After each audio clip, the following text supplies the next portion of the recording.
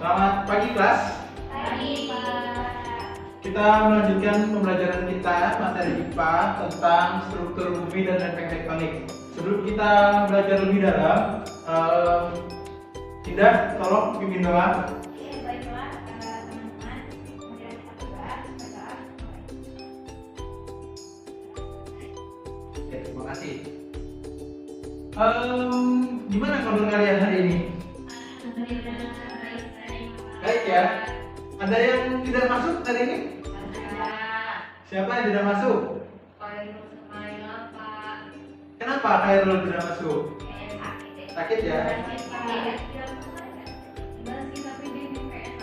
Kalau Laila kenapa Laila?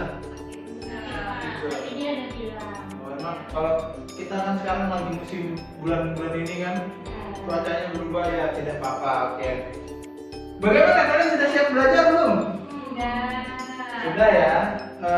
Kemudian sebelum kita akhirnya belajar, ini Bapak akan memberikan pretest terlebih dahulu untuk melihat seberapa jauh pemahaman kalian tentang materi yang akan kita pelajari. Nah, ini saya ada linknya.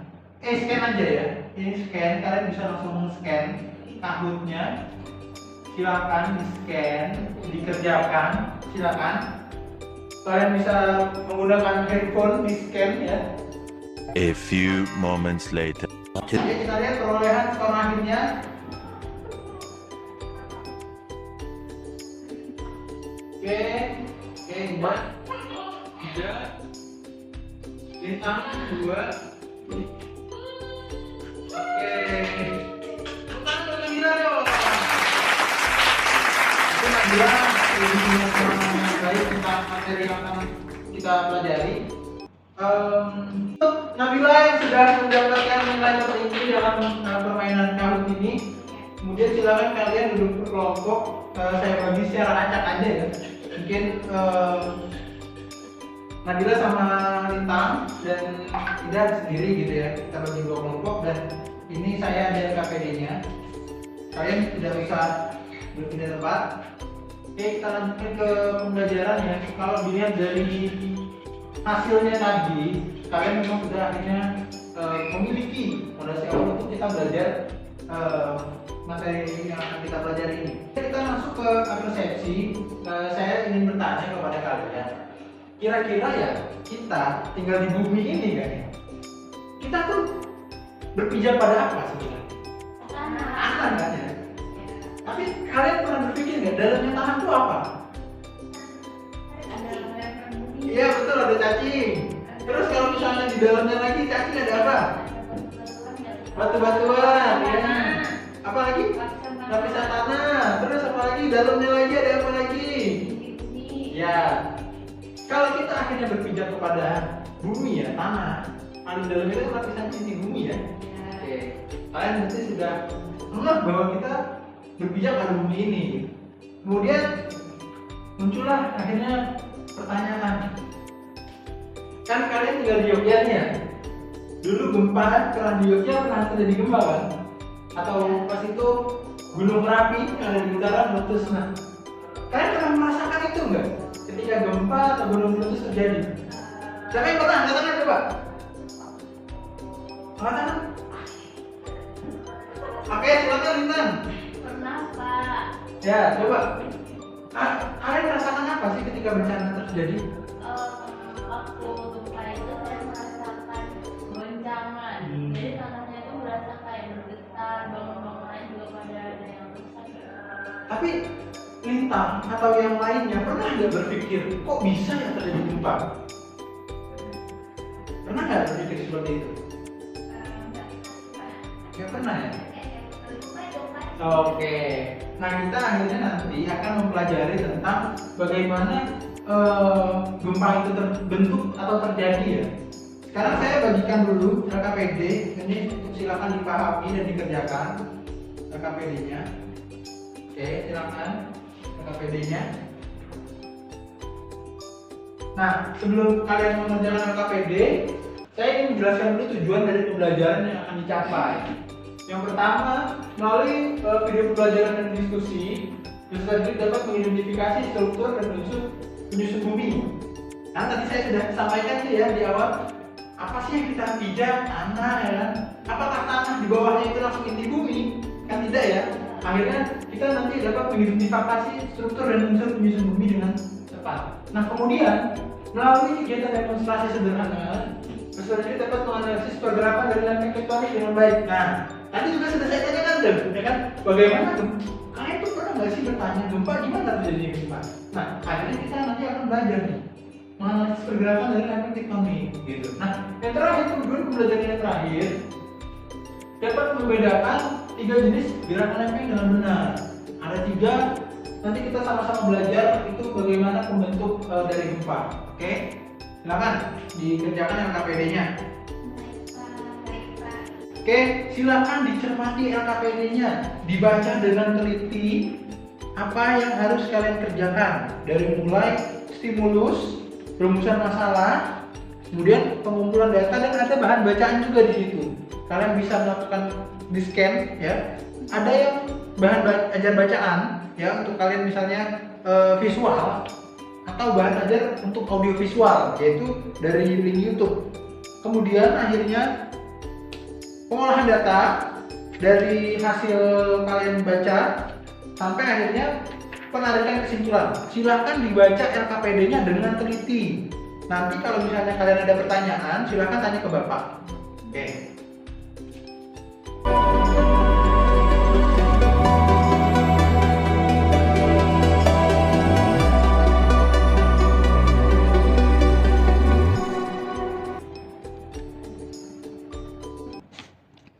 Pak, boleh nanya nggak Pak? Iya, silakan Bintang. Ini kan ada siapa Bedawang Nala. Ya, betul. Nah, gambar satunya ini kan naga. Ya. Jadi kaitannya antara dua tokoh mitologi ini apa sih Pak?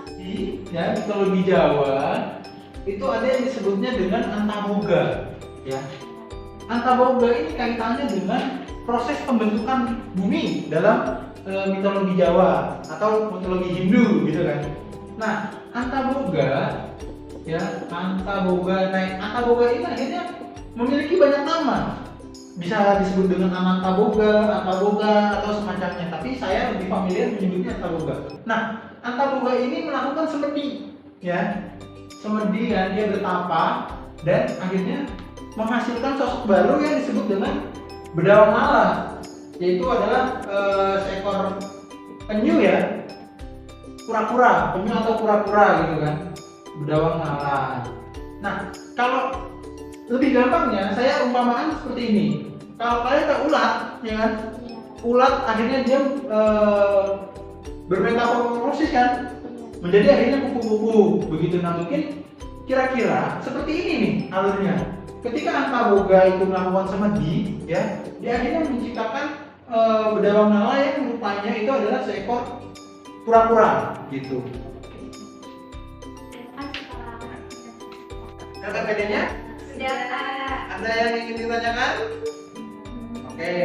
Kalau tidak ada yang ditanyakan, silakan kalian presentasikan lembar kerja kalian di depan kelas, biar akhirnya kita simak bareng-bareng. Silakan Nabila dan Intang maju ke depan kelas. Silakan. Oke.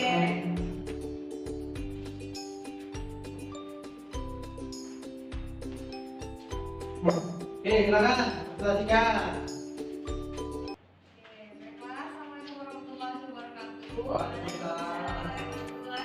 Kita saling mendengarkan ya, presentasi. Terima kasih atas kesempatannya. Pada kali ini kami akan mempresentasikan hasil terkait materi struktur bumi dan lempeng tektonik. Oke, yang pertama, berdasarkan hasil diskusi kami, rumusan masalah yang kami temukan di sini adalah yang pertama. Ya dari ceritanya yang diberikan itu bagaimana? Ini jadi itu kura-kura Bedawang Nala ini dinyatakan sebagai simbol magma di bumi yang aktivitasnya vulkanis. Oke ya, oke lanjut. Dapat memicu jadinya gunung bumi dan tsunami. Oke. Magma ini dibungkus oleh elemen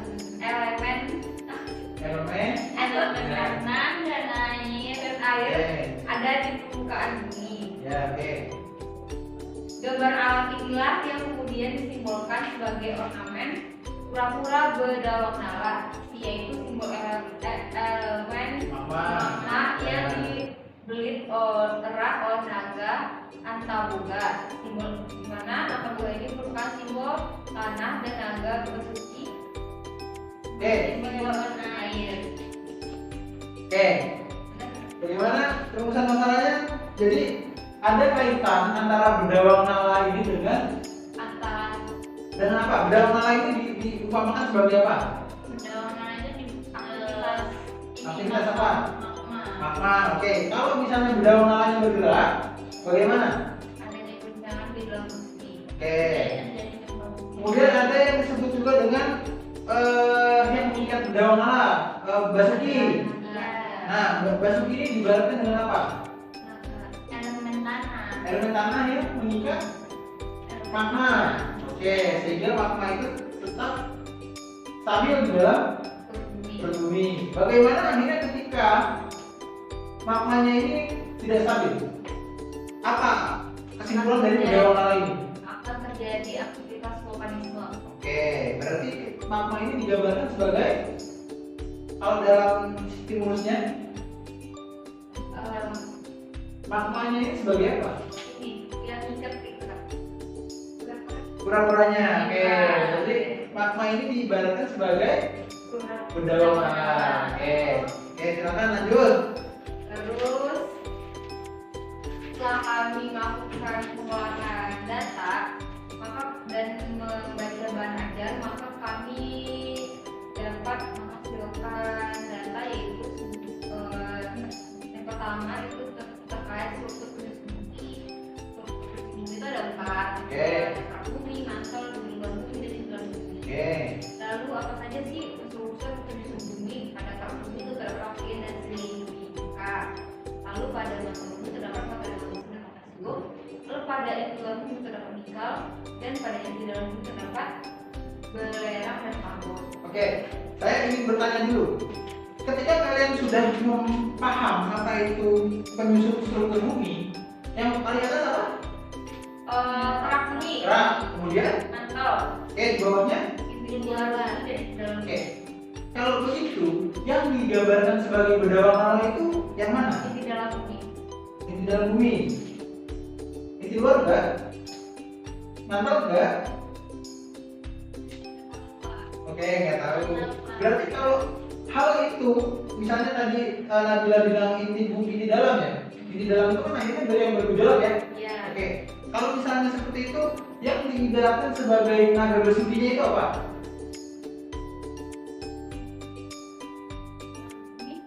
Ya, kerak bumi ya, kerak bumi. Kalau misalnya seperti itu, berarti kan inti dalam itu dilapisi oleh inti luar ya. Akhirnya atas ya, saya menyusun. Oke, kita lanjutkan karena tadi kalian sudah presentasi, kemudian Bapak kemudian akan memberitahu struktur bumi itu terdiri dari beberapa lapisan, ya kan? Dari mulai inti dalam, inti luar, mantel dan akhirnya kerak, ya kan? Kalau dikaitkan ya dengan adanya berdawang nala tadi, nah ini kan inti bumi ini tersusun dari material padat. Nah, di luarnya ada inti bumi luar kan, gitu kan. Nah, inti bumi luar ini benda-benda yang akhirnya terapung dari sini. Dalam mantel bumi ini adalah baru lapisan yang sifatnya itu sulit diam gitu loh. Jadi di mantel ini baru memang analogi dari berdawang nala tadi. Ketika akhirnya mantel bumi ini adalah suatu hal yang selalu bergerak gitu kan, ini diibaratkan dengan berdawang nala. Nah kemudian kerak bumi, coba kita ini kan akhirnya berpijak pada kerak bumi kan. Lapisan bumi paling luar adalah kerak bumi. Iya. Nah kerak bumi ini kan stabil kan, stabil, tidak bergerak, kita bisa lompat-lompat ya kan. Nah kerak bumi ini adalah representasi dari, ayo siapa tadi? Naganya siapa? Basuki, betul. Nah, kalau misalnya mantel bumi ini bergerak, ya, mantel bumi ini bergerak, apa yang terjadi? Gempa. Gempa. Tadi kalian ya gempa menyebabkan tsunami, ya kan? Bisa juga apa yang di utara kita itu gunung apa? Merapi meletus. Ya. Nah, gempa tadi juga itu kan ada 3 ya. Ada apa aja tadi pergerakannya? Konvergen, divergen, sama atom. Oke, sudah paham ya kalian ya? Nah ini yang pertama ini bisa dibaca ya, kalian bisa baca itu tadi Bapak sudah kirimkan kepada kalian kan sebelum pelajaran struktur bumi, kerak bumi, kemudian dilanjut dengan mantel ya, inti luar dan yang paling dalam inti dalam. Oke.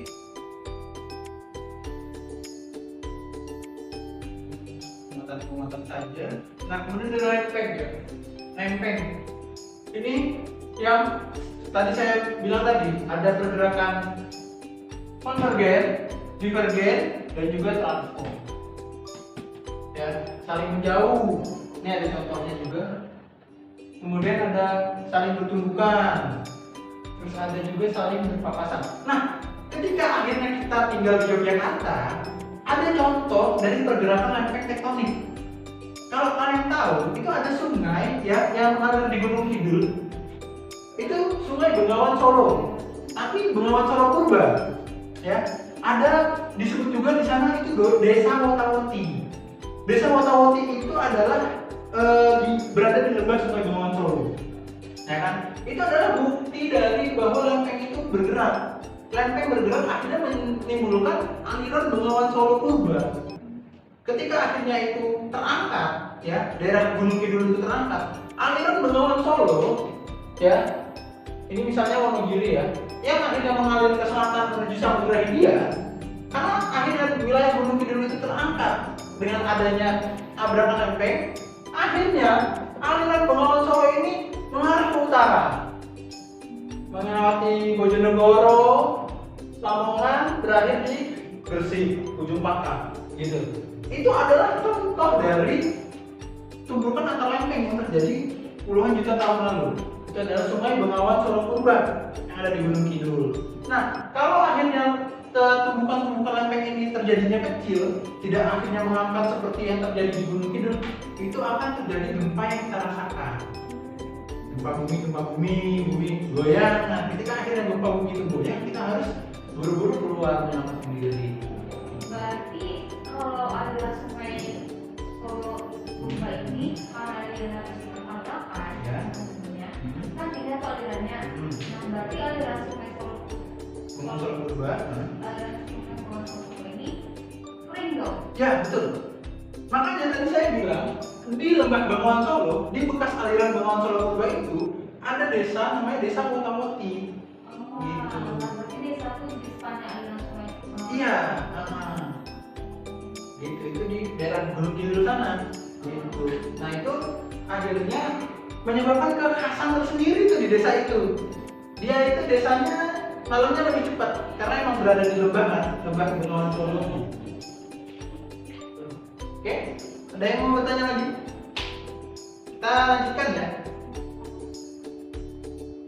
Nah ini kemudian mengapa lempeng bumi dapat bergerak? Karena memang ada ketidakstabilan kan. Ketika akhirnya kita ngomongin tentang daerah Indonesia ini kan memang ada ini ya, ring of fire, terus juga posisinya yang ada di antara lempeng Eurasia dan lempeng Asia sehingga menyebabkan bumi ini bergerak gitu. Makanya sering terjadi gempa bumi di wilayah Indonesia. Nah, kita bisa baca bahwa ada arus konveksi pada lapisan bumi. Itu yang menyebabkan bagaimana akhirnya lempeng bumi dapat bergerak. Oke, bisa dipahami ya? Nanti kalian kalau misalnya akhirnya belum paham, kalian bisa baca lagi dan tanya kepada saya di pertemuan berikutnya. Setelah kita mempelajari tentang struktur bumi, kita akhirnya tiba di akhir dari pembelajaran, yaitu proses dan rangkaian. kalian bisa merefleksikan diri, nanti ada linknya, silakan. Tapi kita proses dulu, siapkan selembar kertas. Sudah? Nggak ada kertas, Pak. Oke.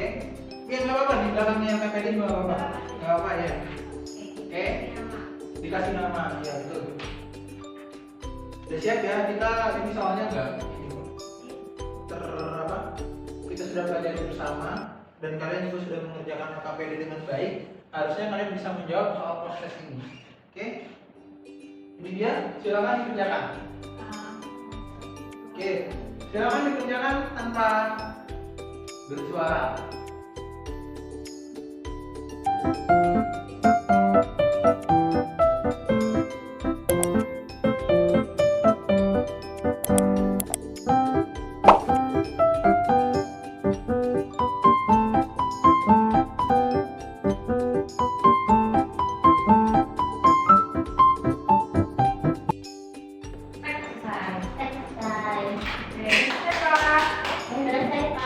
Oke, silakan dikumpulkan.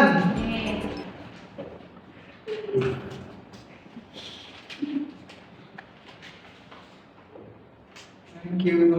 Nah, kemudian kita akan silakan merefleksi diri dengan men-scan barcode ini, atau mungkin kalian bisa langsung ketikkan di HP. Oke, silakan merefleksi diri.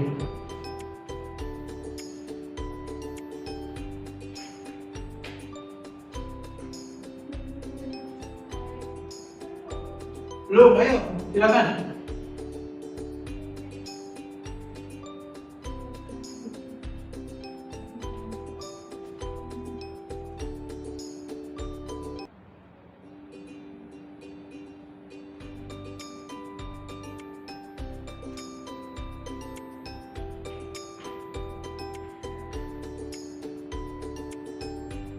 Berapa ya? Aku 15. Aku 19.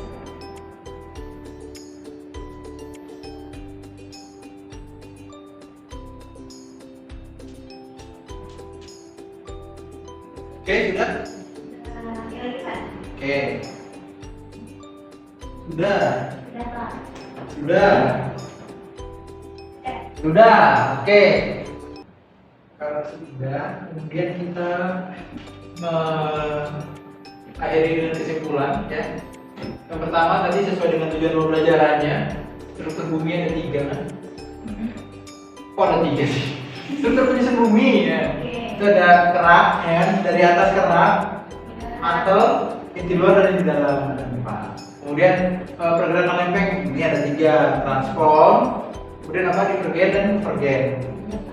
Nah, kemudian terakhir ya, cairan ini transfer dan sebagainya, terjadinya pergerakan lempeng ini yang akhirnya mengakibatkan pergerakan lempeng karena papanya itu jadi tidak stabil lah pergerakannya, menjadikan akhirnya pergerakan lempeng. Oke, ada yang ingin ditanyakan? Tidak.